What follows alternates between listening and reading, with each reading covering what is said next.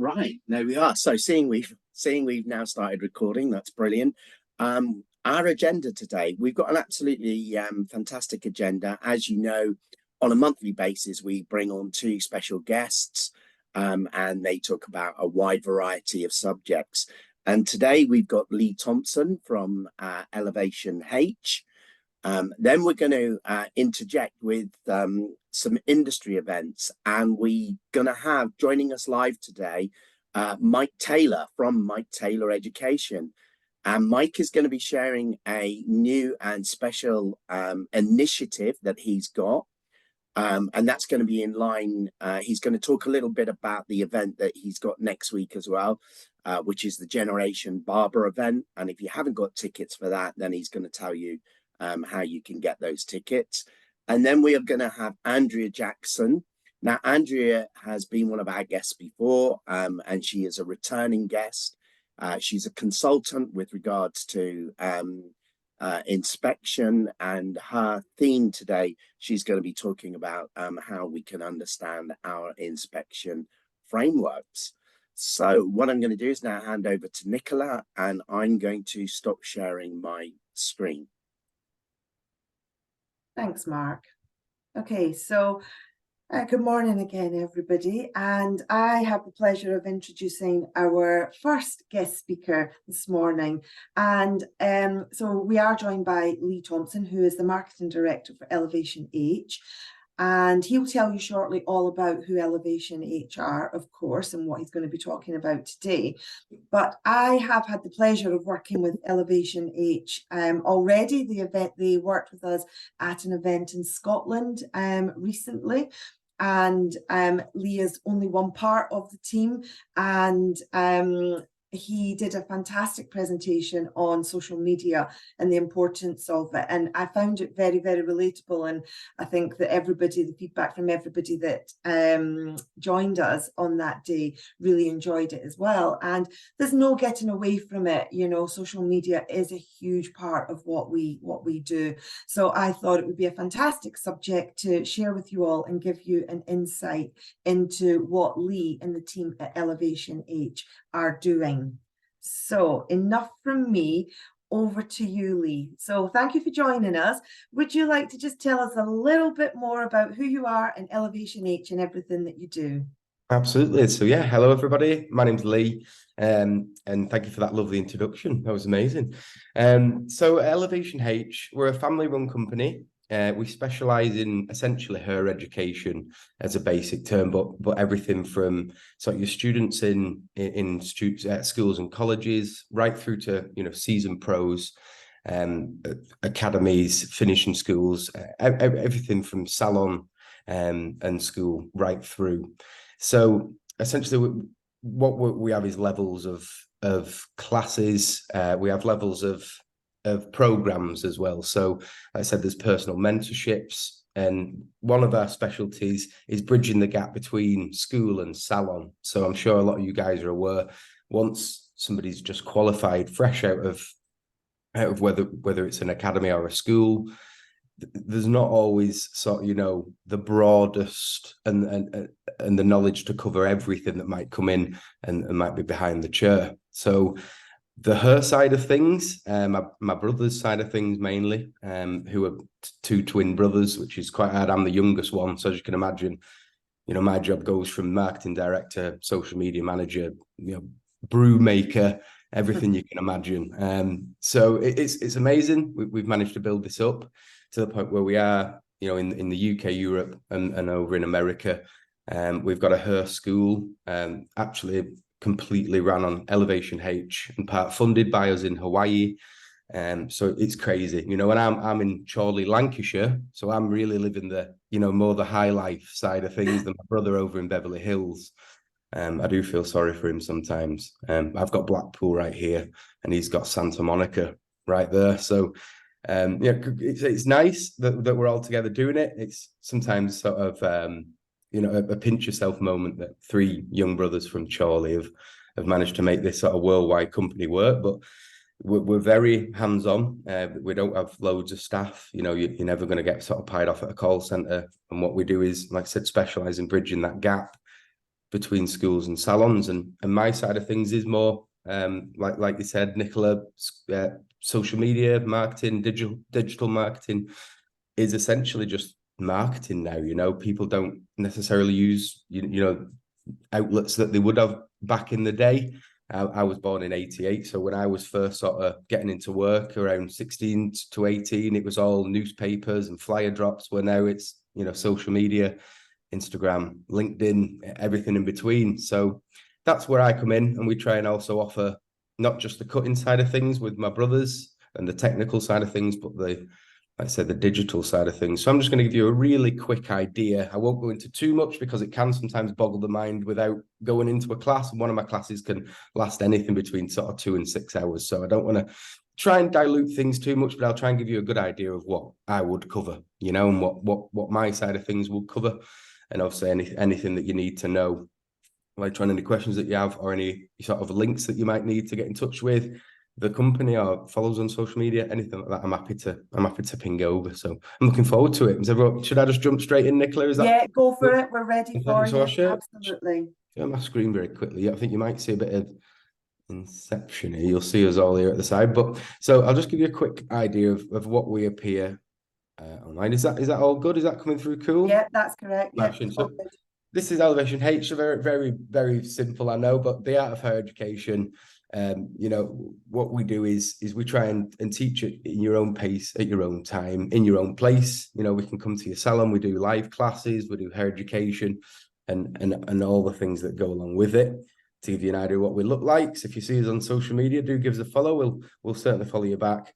And this is almost, you know, my arm of the company, if you will, 1620 Creative Media.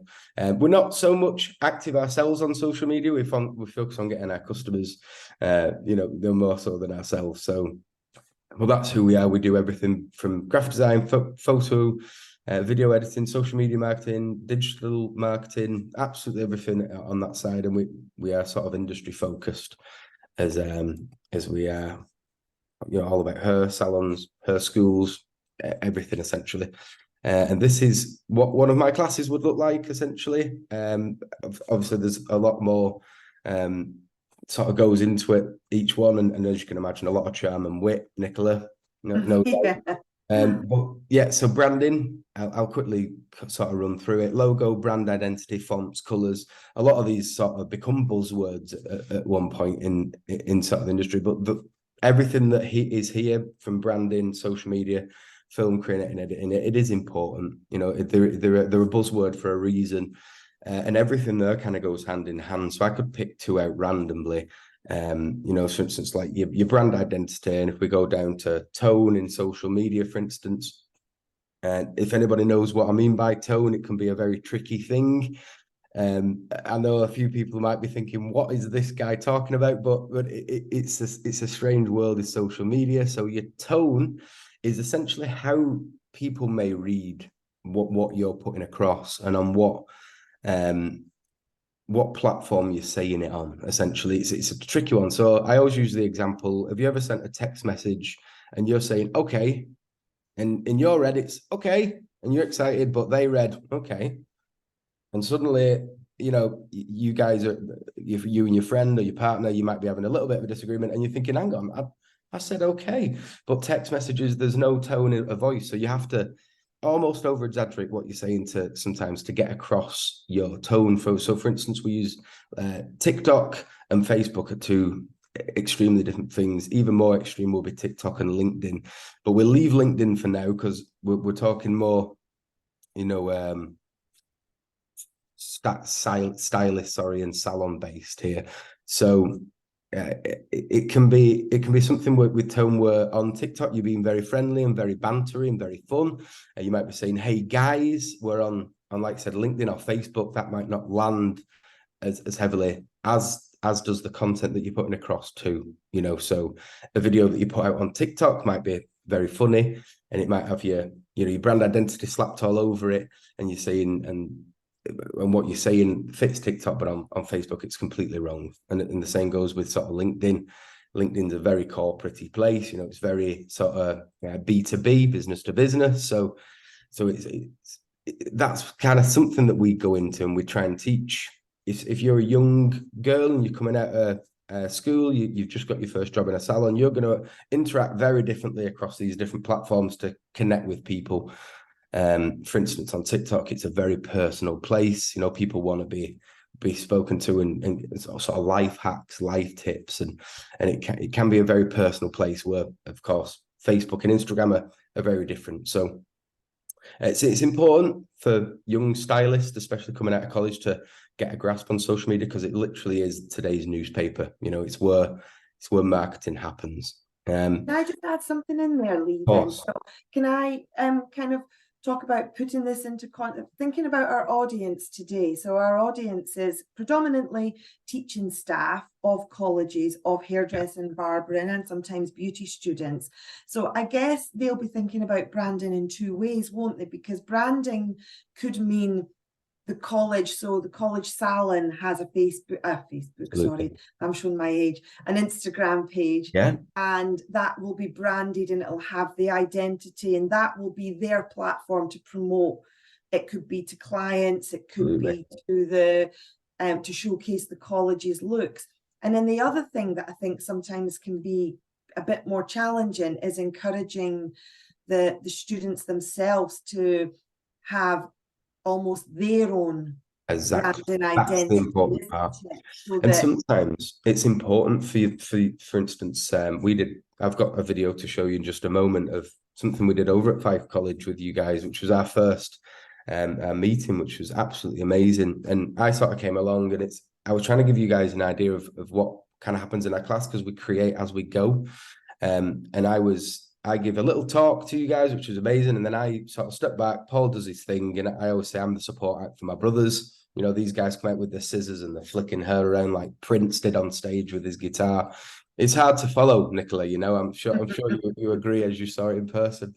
Very charming guys. But yeah, absolutely. It's important for the college to have good branding and be sort of hot on social media, because you don't want to be sort of the blind leading the blind. You know, I've had it before where I'm helping customers and clients I've worked with, you know, everything from small salons right up to huge brands like Nike and things like that. And a lot of the time the interaction is very much the same. You know, we've got something that we want to get across, and it's you know, it's important to sort of stick to that vision. But if the students are seeing the college, well, you guys don't even post on Instagram, and you guys don't have a nice logo, and well, why, you know, they might not have quite as much faith in what you're talking about and what you're teaching them, you know. So it can be important, yeah, for both sides, the college to sort of get the name out there, and also for the students to build their own brand, but have faith in the teachers that are teaching them. Because, well, look at Fife College, for instance, amazing, you know, banners, and they've got a good social media presence, and VTCT have these amazing, you know, videos and pictures going online, and that's so important to build trust in the student, you know. Like I said, the blind leading the blinds. The thing, if they think, well, look at what my teachers are putting out, and look at what the college are putting out, why should I listen to you about this side of things? It's tricky, because I know from personal, you know, experience that the youngsters, the 19-year-olds, they think they know everything about TikTok and social media. So for somebody like me, even, or one of the teachers, to start talking about it can sometimes be like, excuse me, you know, I know what I'm talking about. So you really do have to overcome that. That's what I've found in the live classes. So it can take some wizardry, you know, you've got to show a few things. But while we're here, I won't jump back into this class thing if we have time, but I will. Sorry about that. That's instant. I didn't realize. Did you hear that? Was the audio there on those videos? Yeah, it was. The audio was there, yes. Smashing. So I'll just turn it down on my end just a little bit. I'm hoping you hear these. So first of all, this is something we put out. This is my voiceover, and it's footage from the VTCT, but this is just a quick idea of something we would put out as Elevation H, to give you guys an idea of what the students in the classes would usually end up with at the end of the day, you know, these kind of videos. So I'll quickly play this one. Here at Elevation H, we're all about hair education. From salon and stylist programs right through to schools, colleges and academies, we've got the education package to suit your needs. We currently work with thousands of schools and salons across the globe to help stylists, salon owners and educators provide the most up-to-date, cutting-edge Her education available on the market. And it's never been easier to register your interest. Simply head over to the link in our bio, click the relevant link, fill in the simple 30-second questionnaire, and one of our gurus will be in touch. We look forward to learning with you.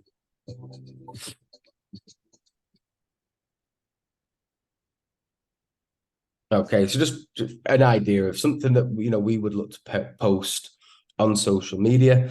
And also, this is a little treat for you. This is actually the video of the VTCT event that we did at Fife College, which was amazing. And this essentially what you're going to watch now is what we aim essentially throughout one of my classes when I would do something with a salon, or it's something that we could help give you a sort of a teacher training package. Is what you should end up with at the end of a class. Each student should have something that looks like this. I'll just start that. Sorry, I'll just start that again from full screen. Yep.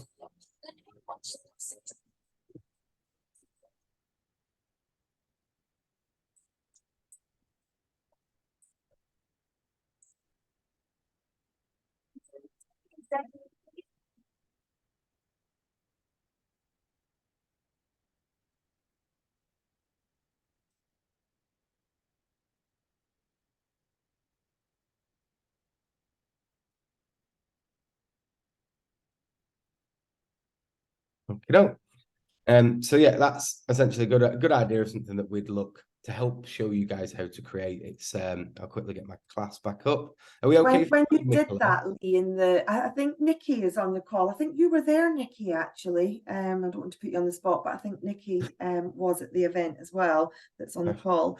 But you created that video step by step throughout the whole class, didn't you? You kind of kept coming back in and out, and then obviously that was what the end result looked like. So it was kind of capturing lots of content that ended up with a snapshot.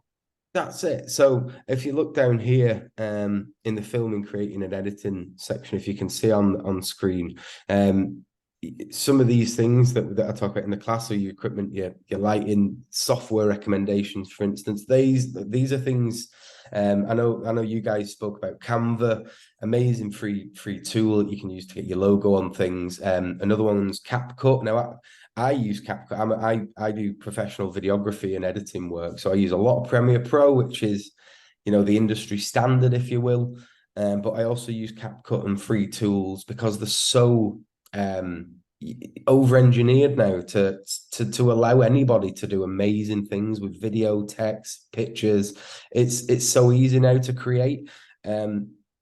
So I always try and they'll show people like, this is possible. There's things called like action window. If you see the movement and camera settings, all these things were used just to make that video. So you might record 30 seconds of sweeping across a room, but when it comes to it with the music and the edits, the action window is somebody snipping the scissors, and you might not realize that, and just little tips like that can really help your videos. If you are going to teach somebody to post, or you're going to post yourself, that can help them to grow quick, which helps with motivation to continue to post. There's nothing worse than putting a beautiful video of a cutout and it gets 3 likes and 8 views. You think, well, it can be really disheartening. So doing the right things, following the right trends, the correct hashtags, the correct audio, trending audio, all these little things that might sound like sort of goo goo and gaga to us, to the kids isn't.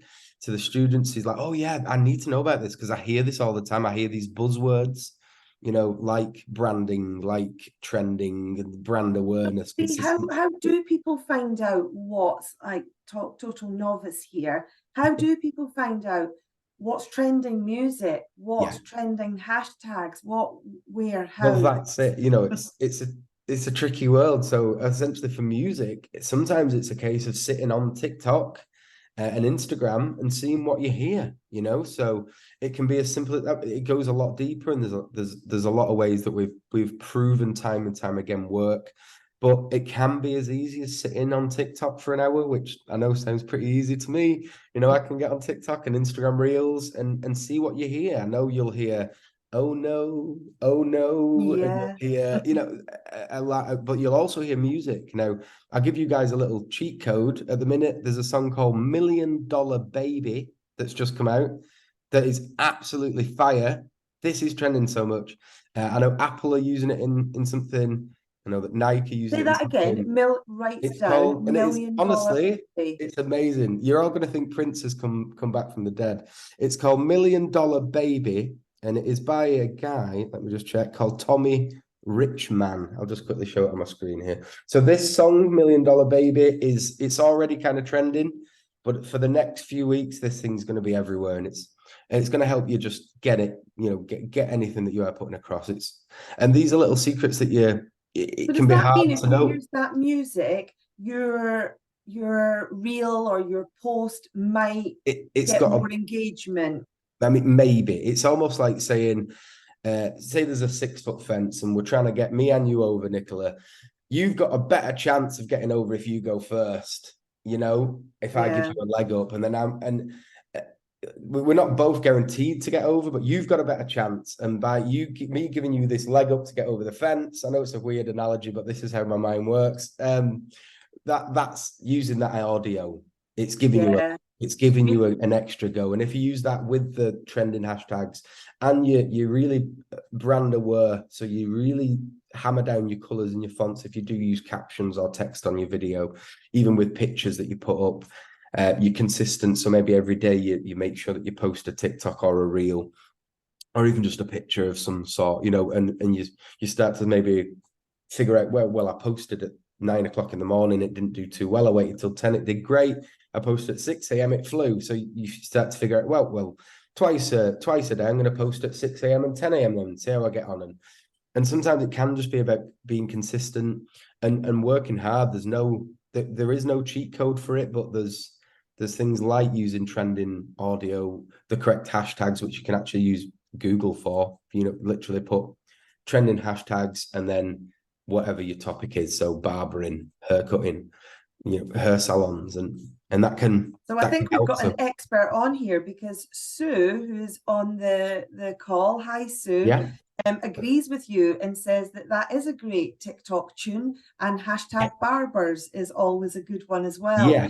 And would you say, we've spoke about this a little bit before, but would you say that when you're using your hashtags, kind of things like keeping local to your area, like I use my dog as an example, I always do hashtag Scottish dogs, dogs, Edinburgh dogs, because like sausage dogs, there's millions of hashtags. So is it a good idea to kind of be a bit more local? Yeah, I mean, it depends what you're trying to achieve. So, you know, if it is something, generally, there's a rule of thumb is we want this to go as big as we can get it, you know? So nobody doesn't want 1,000 likes on a post. So it really just depends how generic you want to go. But sometimes you can overdo it. Now, there's a huge thing going on at the minute. I don't know if anybody's on X or Twitter, whatever you call it. And in that sort of hemisphere, which sways a lot of people's minds amazingly, you know, the opinion on Twitter is something that people like with Drake and Kendrick Lamar at the minute. I don't know if you guys have heard about this, the two rappers who are beefing, and it's generated millions of pounds a day in online interest. People are jumping on it, they're selling t-shirts, people are sending you to websites where you can download sample packs and all the music at once, and YouTube videos. And honestly, they're estimating that I think in each continent it's all separate, but in Europe alone there's like 150 million pound a day been made on X alone just by this one beef. So it's crazy how things do trend. So sometimes jumping on that can be great. And I'm sure you've all seen different memes that come along and video memes that come along. So, you know, a funny video it's almost like, you know, a joke that everyone will sort of do the same thing. So getting on them kind of trends really helps too, you know, it shows a little bit of personality in the right context. So that's something that you can sort of take through to yourself, your college, your students, everyone can sort of remember that. And yeah, a lot of people like to think that, you know, they're getting to know somebody or it's quite personal. So that always helps on certain platforms too. Like I said, it's a minefield. You could really talk all day about it. It's crazy how deep it goes. But yeah, if there's any questions from anyone in the chat or anything, I'd be happy to sort of cover anything. Does anyone have any specific questions? I do know that Nikki commented to say that yes, she was on the day at Fife and it was great and picked up some really good tips. Things I Amazing. wouldn't have known, such as different angles for photos and when to use portrait and landscape. Can you just elaborate on that again, Sure. so that everyone knows what Nikki heard?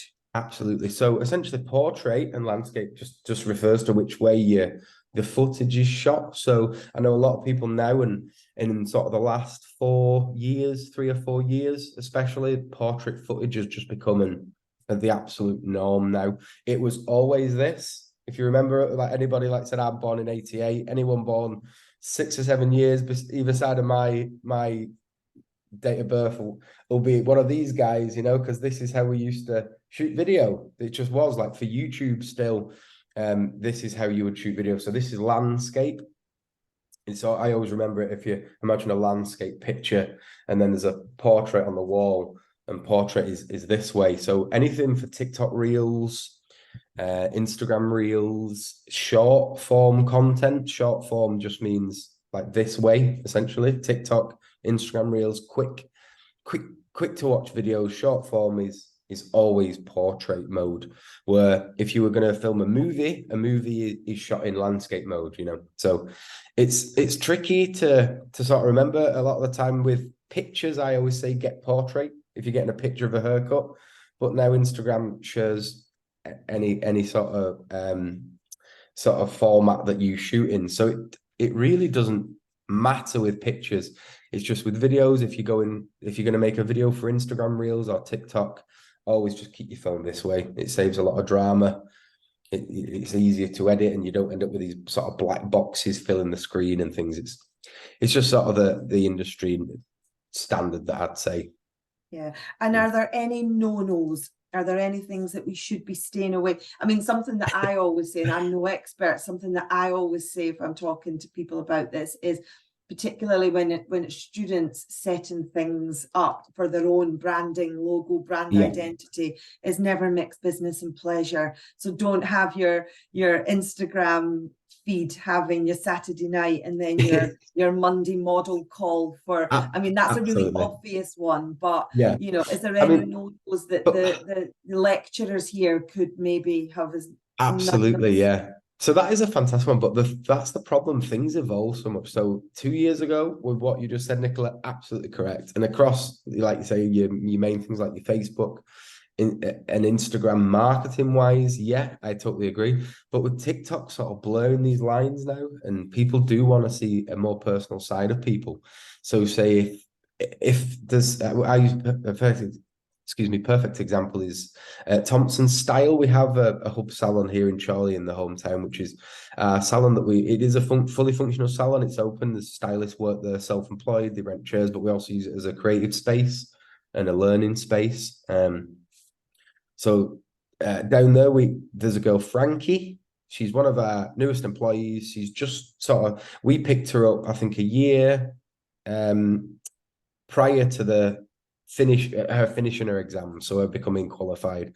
So Paul, my brother, has trained her for a year. He's put her through college. We've got her qualified, and now she's off on TikTok, and she's sort of at points teaching me things about things that she's found in the industry, and it can really help to let students sort of fly on their own sort of wings and let them go and figure stuff out, but also know that you are there to help and give them the tools to sort of do that, which is amazing. But Frankie will say, come on, and she basically says, oh my God, I went out drinking last night with my girls. I'm so hungover, get ready for work with me at Thompson Style, which, like I said, 2 years ago, I'd have cringed and I'd have been like, oh no, you can't put on the business account that you've been drinking and you're hungover. But hey, man, that works now on TikTok and people love it. And people are like, oh my God, Frankie, you and me are so similar. And I'm going to come and get my hair colored off you. No, I trust you now. And as you know, as a hairstylist, I'm sure a lot of you guys are, or being around hairstylists, it's all about trust, you know. So TikTok's helping young girls become very successful hairstylists now because of that trust that, you know, that we, as a social media marketer, I'm having to evolve all the time because things like that pop up and can really help people grow. I know that at the weekend, I was in Blackpool, actually, near you. I was judging the AHT national finals for hairdressing, barbering and I'm beauty. actually a Blackpool Football Club fan, so it's good So news if there's to me, anyone love on that. the call that was in Blackpool this weekend, huge well done, because what a busy weekend it was and what Smashing. fantastic work we saw in Blackpool. But the point of this was that I had to leave early because I had to drive back home to Scotland for something else. And I really wanted to see what everyone was posting. So I just put into my phone hashtag AHT Blackpool 2024, and there were hundreds of reels that these young stylists that were competing were all putting up. So I was able to see, you know, whatever, because I don't actually know who does the hair because we don't get to see that part, but it was fantastic to see. And that's the great thing, it's instant, isn't it? You know, you get Absolutely. your message out there quickly.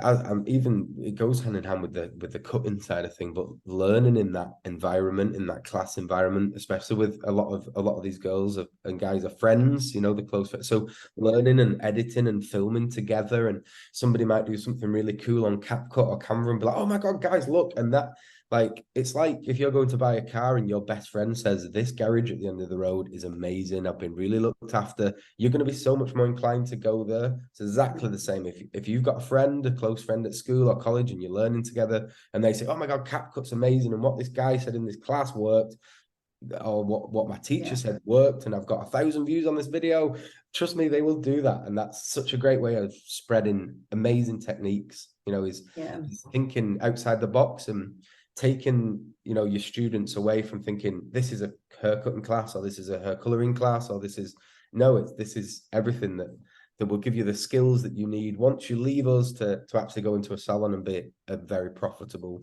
you know, exciting stylist. It's also, one last thing for me, it's a great way of generating evidence. So for the teachers online here, if they've videoed and recorded, it's a great way to kind of upload and support the work that they've done. Well, Lee, as you said, we could talk for 2 to 6 hours on this, but we only had 20 minutes. No, not at all. Not at all. It's great when we have this opportunity to kind of bounce off ideas and share, and that's kind of the whole point of the collective. Just one final thing, how can people get in touch with you? Can we share your details if anyone's interested in doing any work with Elevation H for their college? Absolutely. What I could email you over some links, is that okay? Super. I'll put it in. We send a follow-up for anyone who's new to the collective. Perfect. We send out a follow-up with all the slides and all the information that you hear today. So we'll include all of that in there. Amazing. So Lee, I know you're not feeling very well today. Thank you for powering through. And it's been a pleasure having you on. And please send our regards to your brother as well, because we'd love to have him on showing us some cutting next time as well. Amazing. Thank you so much. All right, take care. Have a great day. Thank you. Take care now. Bye-bye. Thanks. Okay, Brilliant. back to you, Mark. Yeah, no, fantastic. Thanks, Lee, and thanks for sharing those social media tips with us. That's brilliant. What we'll do, as Nicholas said, is we will send a follow-up, and in the follow-up we'll have all of the links and also a recording of today's event as well. So the next part that we're going to be moving on to is our industry events. And this Monday, we've got the Generation Barber, which is going to be run by Mike Taylor and his team. I've invited Mike on today because Mike has got an initiative that he wants to talk, and also just talk about if you haven't got tickets already for the event on Monday. So, Mike, can I hand over to you, please? You are on mute, by the way. I'm not now. You're not now. That's brilliant. Hi, guys. Hope everyone's good. Right, first off, I'm going to tell you a little bit about Generation Barber. I know we've got Steve on. He'll be coming along on Monday. So what Generation Barber is Ofsted, they really want to see enrichment for students. And we do inspiration days for our for college teachers and our employers, and a lot of people wanted to bring students along, and I was like, well, it was not really for students. Why do you want to do that? And they said, because Ofsted want to see enrichment for our students. And that's why I put on Generation Barber. So I thought, right, I'm going to find a really good venue, which I did in Bournemouth. It can hold about 600 people. It's a fantastic venue for this event. And then last year we put it out there and we got some really good colleges and training providers around the south that all come in, and then I got some really good educators to educate on the stage. My main worry was, would the students be engaged enough and would they just disperse into Bournemouth town centre to go and have a drink or have some food? And they didn't. Everyone was so well behaved, and all the tutors was amazed at how well behaved the students was and what education they got out of it. So it was like, right, do we do this again? Denman International come along, as well as a few other companies, to see how it went, and VTCT were there. We had Mark there, which was awesome. And Denman was so impressed that they said, right, we're up for sponsoring it to try and make it bigger next year. So we've gone again with it next year.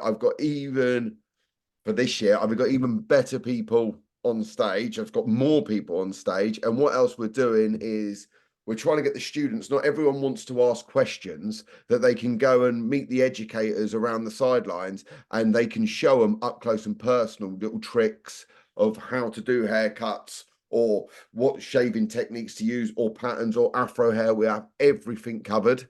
So it's just going to be one of them really good, fun days for students to really inspire them, get them networking and seeing a lot more techniques than what they are seeing, especially with stuff like the most thing people come to me is afro hair, and I'm down in Dorset and we don't get much afro hair going on, but I've got an afro hair specialist that's coming in who cuts Will Smith's hair when he comes into the country. So he's going to be demonstrating, and he's won awards for his afro work in America as well as the UK. So it's just really, really good for all students to get what they want out of it. Because we all know in the college, just getting some bums on seats with guys for barbering's hard enough, but especially all the other specialist stuff, which will all get covered at Generation Barber. So also at Generation Barber, we've got a new initiative that's going to be launched. So I work with a few companies quite closely, one being Denman and one being Andis. And we've clubbed together to think, they said, look, we want to help colleges as much as we can. What do you think they need? And I said, the biggest problem we have, because I work with Basingstoke College quite a bit, is bursaries. And it's gone up from 20 years ago when I used to be a college teacher to say 5% of my class having a bursary to now it's like 75% of the class having bursary. But the problem with a bursary is a lot of the time the kits don't come in till January, February time, and that's halfway through the academic year, and the kids have not got their hands on the right tools. So what we've suggested we're going to do, and we're going to launch it at Generation Barber, is we're going to pick 10 tutors from different training establishments or colleges that we feel are deserving with their students, and Andis are going to donate loads of clippers to that college. Denman are going to donate loads of combs and brushes and tools, and Mike Taylor Education is going to donate our education zone and loads of the new book free that's coming out. So we give the teachers a big teaching pack of tools so that any students that haven't had their bursary, they can lend these students the tools so they can just crack on with haircuts and crack on with their course. So this is a new initiative that we're launching at Generation Barber, and we're hoping that we get to know 10 different lecturers, and we're going to highlight them, and then we're hoping that next year we'll supply another kit to them 10, as long as it worked for them and it worked for us, and then we'll get another 10, and we'll just get this going as an initiative out there. But we want to, as well, with the lecturers, is highlight them because they've gone the extra mile to apply for this, to get this for their students. And I work with so many different colleges and know so many different lecturers, and there's some really good ones out there. Me and Mark was talking about this actually yesterday, that really do go the extra mile for their students, and I want to get them highlighted. Yeah. So I know I talk fast, but that's what I've just jumped on to give you. No, Mike, that's absolutely brilliant. I mean, that initiative sounds so exciting. We've got Steve with us, who's from AHA Training, and he's looking forward to coming on Monday, and he's got 15 apprentices that he's bringing. It's going to be brilliant. So that's brilliant. And also we got a question as well, Mike, from Tracy. Yeah. Is this something that you might be planning to do in the north of England at all? Well, we want to. I mean, Andis and Denman are over this, and they're like, right, could we do Generation Barber South, North, Ireland, Scotland? And I'm like, yeah, we need to do this. But then you guys are doing it, ain't you, the VTCT collective, and it's something that everyone wants it, but everyone's got to support it and help it. I've been working with a college in Birmingham, and I've tried to get them down, but it's a bit too far. But they've got an auditorium, and I'm thinking, you know, there's got to be stuff that the good people we can all do together. Yeah, absolutely. Because I don't want this going stale and stagnant, but there's a lot of good people shouting out there, but it's never been I don't know, such hard times that we need to all work together. Because I done some demo in Chichester College, and I noticed that their building department is all getting redone, but there's no money going into the hair and beauty department because the government are looking on the high street and we're the only people opening up. But as we know, that's very plastic of the type of barbershop and the type of nail shop that is opening up, and the kids do need supporting. But I you know, so anything everyone can do together, I'm all ears of trying to really like push good education for this industry, not just hair and beauty as well. Yeah. So I think the answer there is going to be watch this space, because you know, we can be having some conversations about. Sorry, Mark, the answer is get involved. Yes. Yeah. The answer is, you know, like me and you can't do it ourselves. No, the support that's is the answer is everyone get involved, and then we can make better things happen, can't we? Yeah, without a doubt. Yeah. No, and we can have conversations about that, and definitely look to doing something in the north. But this is a great initiative, Mike. Looking forward to Monday. If there are people that still haven't got their tickets, I have got up on the screen here the website. But is there any more information that people should be getting at this point now at all, Mike?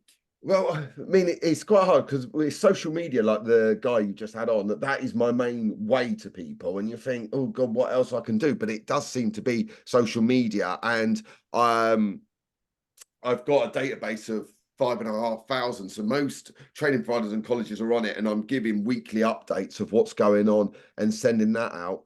But my email address, info@miketayloreducation.com. Just email me direct and I'll give you any more information that you require or anything you need. It's easy just to email me direct or just call me, just get hold of me. But yeah, I mean, I'd love more people to come if there is anyone on here that wants to bring their students along. I do get that it's very difficult with health and safety and getting a van and getting everything signed off this day and age, but sometimes we've just got to make things happen. Yeah, absolutely. Okay, Mike, that's absolutely brilliant. Thank you so much for jumping on. As we said earlier, we will be putting all of the information into our follow-up this afternoon, so people will be able to get that information. Okay, so cheers, guys. Cheers, thanks, Mike. So moving on to our next guest. So our next guest, Andrea, has been on our collective online before, Andrea Jackson. Andrea is a consultant that does a lot of work around the Ofsted inspection. She holds webinars, she's guest on podcast, and she also presents training sessions for operational teams around best practice and inspection planning. So it's really great to have Andrea with us today, and she's going to be talking to us about do you truly understand your Ofsted inspection report? So I'd like to hand over to Andrea. Thank you very much, Mark. And can I just say, isn't it lovely to hear people that are so enthused about the apprenticeship programme? And I don't want to bring it down at all. I don't want to make this sound awful, but isn't it? It's wonderful to listen. And I think the thing about these collectives, as you know, I'm also involved in the Early Years Collective, is that I'm sort of normally preaching to the converted. You know, we're all, because we're on these podcasts, because we're on these things, we really are interested in the apprenticeship program. So I'm sure that most people here already do what I'm about to say. But I thought what I'd do is I'd start from the very, very beginning about after the inspection, the first day after the inspection. Now, and I'm going to be asking questions. So if you can come on and sort of be able to put your hand up, that would be fantastic. So I remember the last inspection that I had, inspectors went out and we were like a group that had been through a war.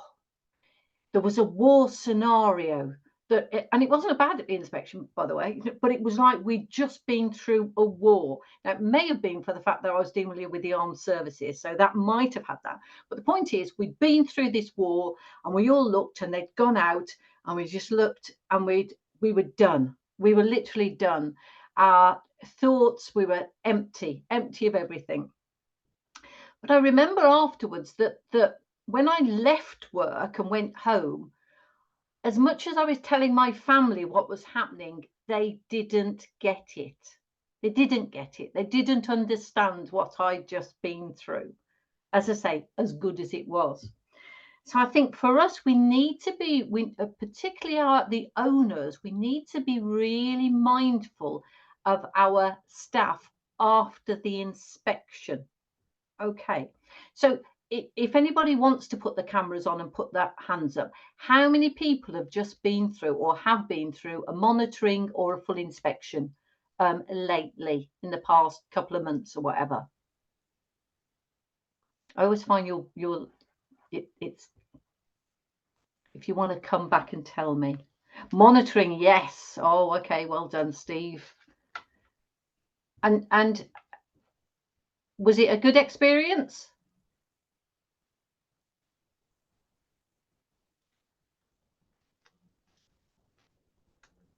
Yeah, monitoring visit. Yeah, we've got another one. Yeah. Perfect. Stressful but useful. Yeah, exactly. Totally. Very. And that's the point. It is the stress levels that people are going through. I just want to tell you something. This is nothing to do. It is to do with this, but it's completely different. I've just come off a mock inspection. I don't do mock inspections. Literally, I don't do mock inspections. But they wanted me to come on about a mock inspection. Can I just say, I wouldn't worry about them because you're never going to make the same experience. It's just be careful when you go through a mock inspection. If you want to go through a mock inspection, think about it carefully because I'm not sure we learned anything. Anyway, stressful. Okay, so they have left the building. If you've got a monitoring visit, they'll be coming back. If you've got an inspection visit that you've got a required improvement, they will be coming back. If you are good, even though they may not be coming back soon, you still need to grow afterwards. And that's the important point. So when they have left, right, keep every one of your notes. Not just the notes that they have given you, the inspectors, and there will be copious notes that they have given you, but also your notes, because you will have found during that time stuff that you didn't realize that was happening that was a little bit worrying, but they didn't see it. Keep those notes as well. When you get the report, it's a 4-pager. That's it. It's just the overview. They have found a lot more. Other than that 4 pages, keep those notes. That's the first thing. Because those notes will mean more to you than your Ofsted report ever will. Because your Ofsted report will be written in a way that sort of is a bit down, what do they call it? You know, sort of like not doesn't quite have the same impetus as what they told you is the first thing. Okay. Now, the second thing is once they've gone, you're going to keep all the notes. It is really important to have a chat to everybody, but then do you know what? Let them go home. Don't let them stay. They're stressed enough. Let them go home. If they want a drink, have a drink. If they're teetotal, let them have a mocktail or whatever they want. Do you know what I mean? They need to go home, because you're not going to move anything forward from your visit. And then the thing to do is go out as a collective, go out for a meal, or hire a room somewhere there where you can sit and go, shush.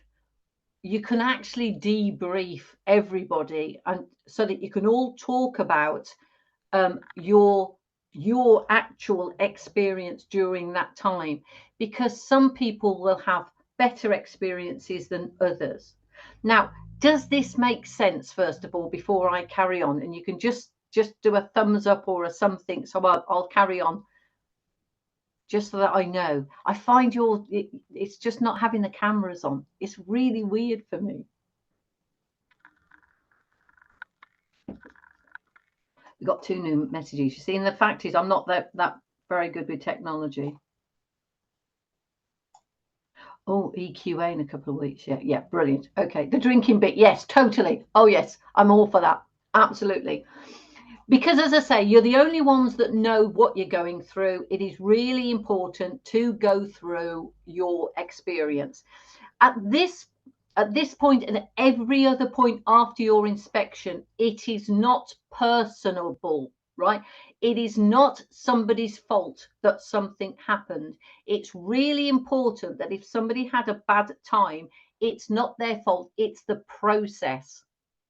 You as the owner, it's your fault. It's always your fault. Yeah? It's not the person's fault. And if they had a bad time, they do need comforting. I have had people that have been stressed, very, very stressed.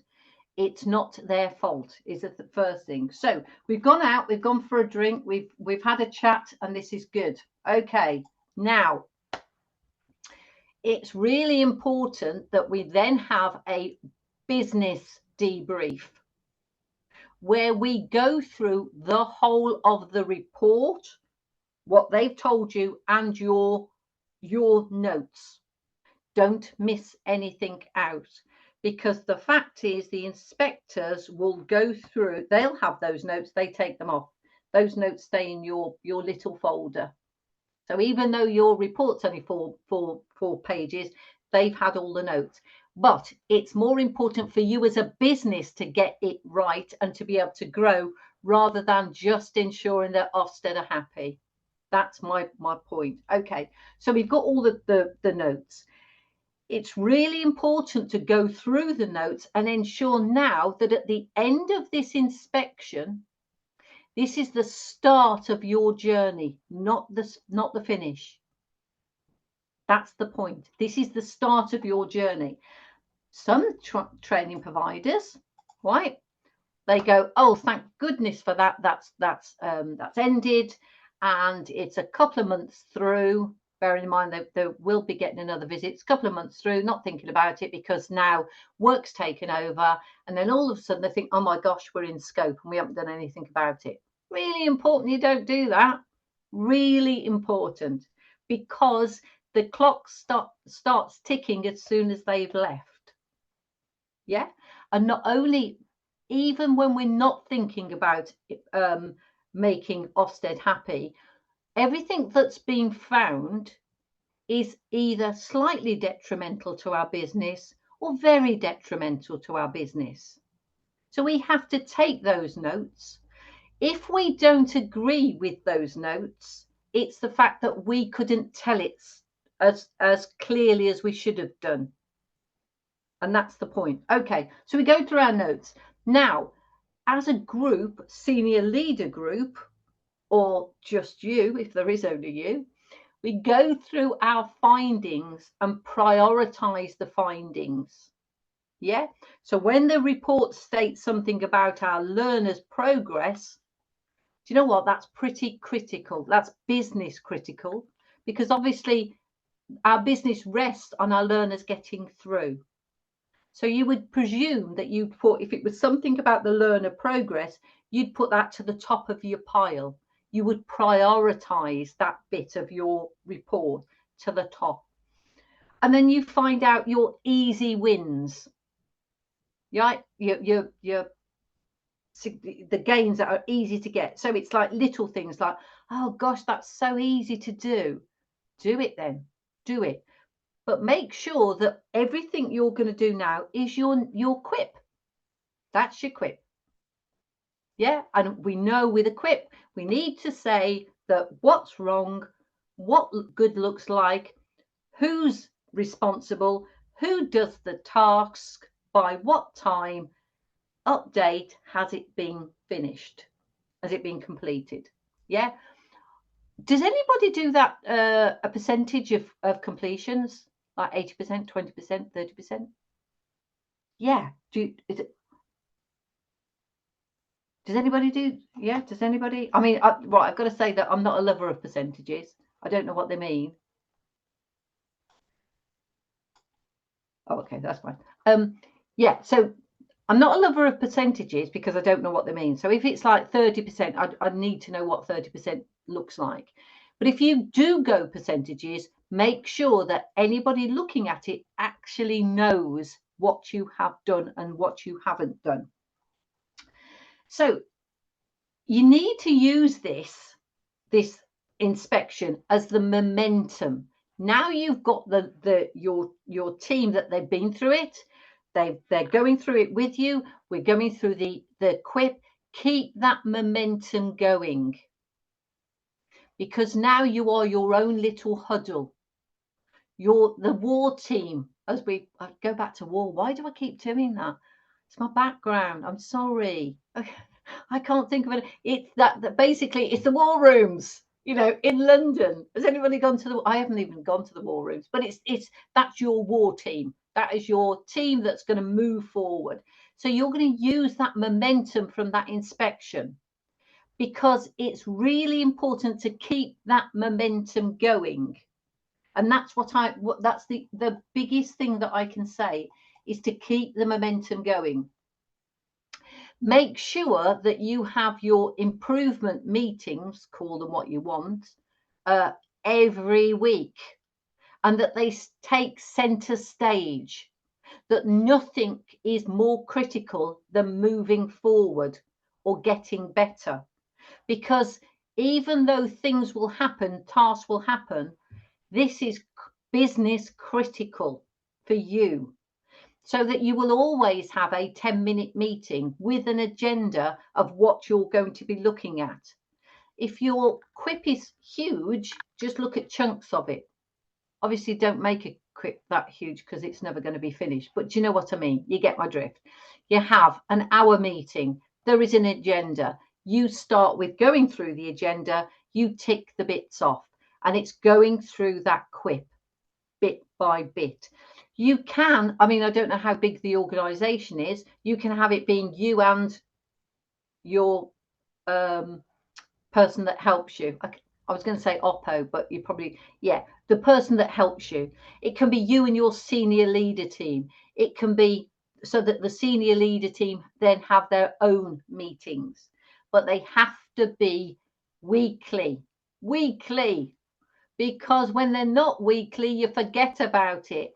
The worst meetings in the whole wide world are meetings that happen 3 monthly, and then the night before, everybody is desperately tapping away, trying to get their updates done, knowing that they haven't done it, but it looks good on paper.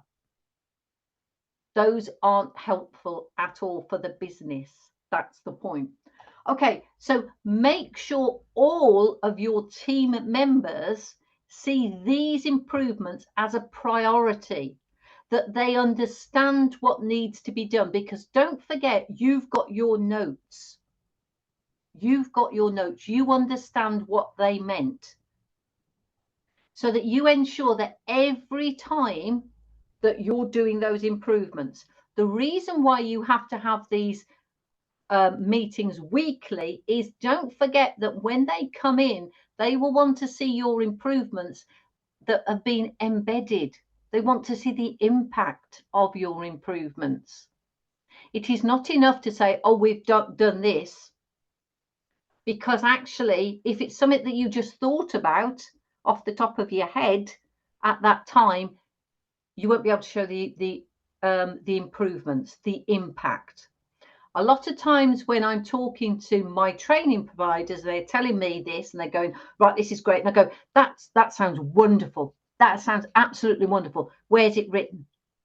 And they go, oh, yeah, but it's what I'm doing. And I'm going, I know it's what you're doing, but at the moment, it makes me think you've just thought of that.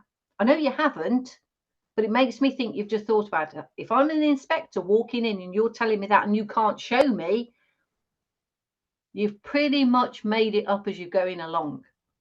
So everything that you do, you need evidence for. As I say, just went through this mock inspection, and this girl was talking about all the fantastic things that they've done, and that's wonderful. And I went, that is great. Show me.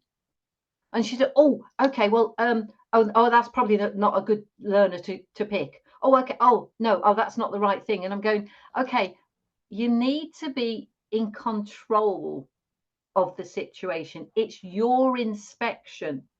So that the improvements that you're making, you need to show that you can show the improvements and where those improvements are. Yeah. So make sure all of your team see this as high priority. If, when we go back to understanding your inspection, if there's something that the inspectors are saying while they're there and you don't understand it, make sure you do, so that no matter how it's written on that report, you know what they're talking about.